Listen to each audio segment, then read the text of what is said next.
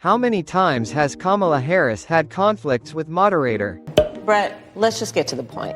Okay, the point is... So your Homeland Security Secretary said that 85% of apprehensions... I'm not finished. We have an it's a rough estimate of 6 million people have been released into the country. And let me just finish. I'll get to the question, I promise you. I was beginning to answer. And it was a bill to fix our immigration system. Yes, ma'am. It was called the U.S. Citizenship Act of 2021. Exactly. It was essentially a pathway to citizenship for the... Yes, ma'am. May I finish responding, please? But you have to let me finish, You please. had the White House and the House and the Senate, and they didn't bring up that bill. I'm in the middle of responding to the point you're raising, okay. And I'd like to finish. Yes, ma'am. Which I have done yes, ma'am. As the former Attorney General of a border state. Madam Vice President, a couple of things. Prosecuted trafficking of drugs, guns, and human beings. And Donald Trump, but let me just finish. 6 Democrats voted against that bill. Learned about that bill and told them to kill it. To release these men into the country. So what I'm saying to you, do you owe those families an apology? Let me just say, first of all, those are tragic cases. So these are evolutions that you've had. No, but let's be very clear. I'm the only person who's running for president who has prosecuted. For using taxpayer dollars for gender reassignment I will follow the law, just as I think Donald Trump would say he did. You would have a say as president. Like I said, on plans for the American people, I'm offering a plan to do Brett. More than 70% of people tell the country is on the wrong track. They say the country is on the... And Donald Trump has been running for office.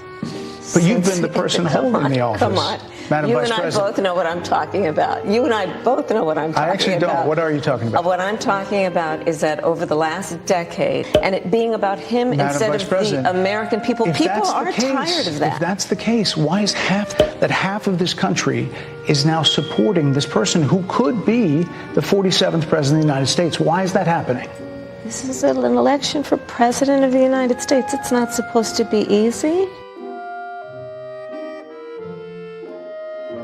I know, but it's not supposed to be. It is not supposed to be a cakewalk for anyone. So are they misguided, the 50%? Listen, are they stupid? What is it? I would never say that about the American people. And in fact, if you listen to Donald Trump, if you watch any of his rallies, he was asked about that specific... No, that's not what you just showed. In all fairness and respect to you, that was the question that we asked him. You didn't show that, and here's the bottom line: he has repeated it many times to the United States of America. He's quoted in the Bob Woodward book that way, yes. Let me ask you this, Madam Vice President. You call Donald Trump... You call Donald Trump... he's misguided. You say now he's unstable. He is unstable, Brett. He's not well. You say he's mentally not stable. He's not stable. Let me ask you this. You told many interviewers that Joe Biden was on his game. On behalf of the American people. There were no concerns raised? Brett, Joe Biden is not on the ballot. I understand. And Donald Trump But you talked about it. And Donald Trump After George Clooney said within a few minutes of talking to President Biden at a fundraiser that he thought all of this money to flow into Iran, like billions. Let's go back to Donald Trump, who pulled out of a deal that would have actually put Iran in check. The estimates in billions. It was during Donald Trump's administration that Iran regime. Not to mention how Donald Trump has treated and talked about America's military and military service people, calling them suckers and losers, Hamas, has diminished the significance. We're talking over each other. I apologize. I would like that we would have a conversation.